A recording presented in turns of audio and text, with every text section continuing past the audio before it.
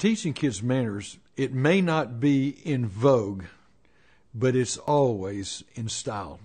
Manners are important because kids with manners not only someday will know how to get a job, how to impress the CEO at the business that they're going to shake their hand someday, but also kids with manners know how to respect.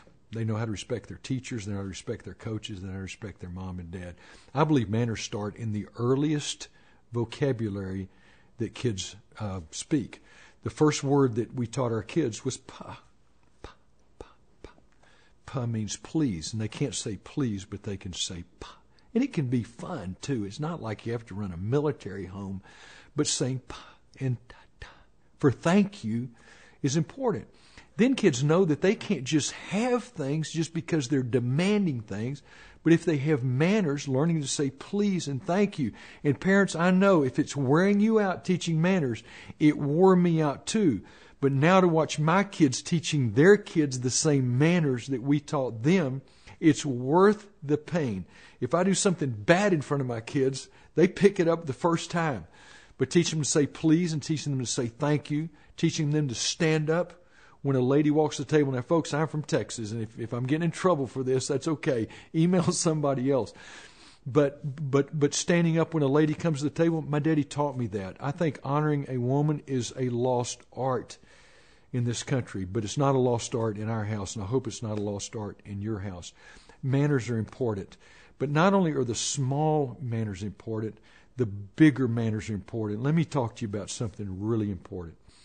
When a child has an authority in their life, whether it's a teacher or a coach or a boss, and things don't go your way or things don't go your child's way, and you want to rush in and take the position of your child, and I know from working with kids for 35 years that your children are going to come home and tell you one side of the story.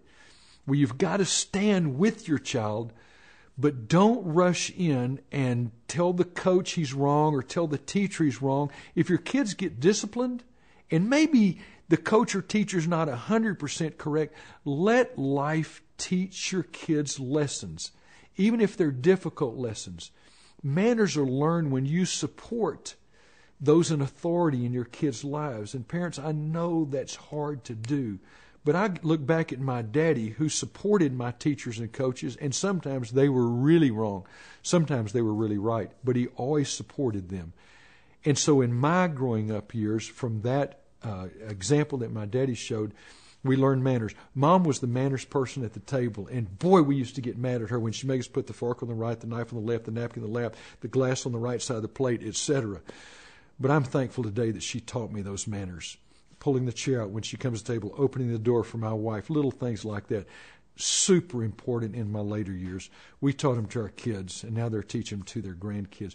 You keep it up, parents. You're doing the right thing when you teach your kids manners.